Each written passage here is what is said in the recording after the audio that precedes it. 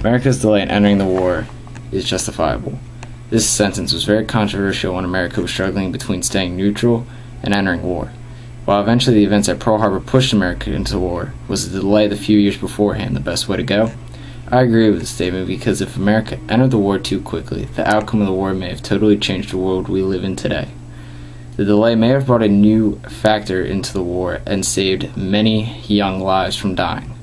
The death toll for the U.S. in World War I was about 320,000. While yet that number seemed small in comparison to those of other countries, it was still a number the U.S. wanted to avoid.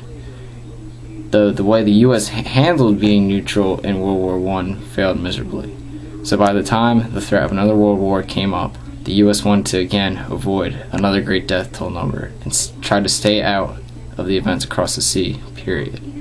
So this time the American government created this group called the America First Committee, whose job was to investigate how we got into World War I. Their opinion really justified why staying neutral was the best way to go. Something they said was that if the U.S. entered the war, that the idea of democracy would totally be destroyed and the peace would be gone. This statement at the time could have seemed reality because other countries everywhere were having small rebellious against the government. So the government was not looking to risk that rise upon in the U.S. And if staying out of the war helped that from not happening, the U.S. would stay as neutral as possible. Another thing they said is that we must prepare the American defense system just in case Britain and France fell into German-occupied hands, especially after watching the events that unfolded in France, where the French defense system was passed right by and eventually taken over. This was something the U.S. was not willing to risk rushing into war and possibly being brutally beaten by the Germans and letting them take another great step in their quest for world domination. America First also mentioned aid short of war, a term that basically said that if we aid any country, that we will eventually be involved in the war overseas. After World War I, the America First Committee looked back at how they tried to stay neutral in World War I and said that trying to aid both countries was a bad decision for the U.S.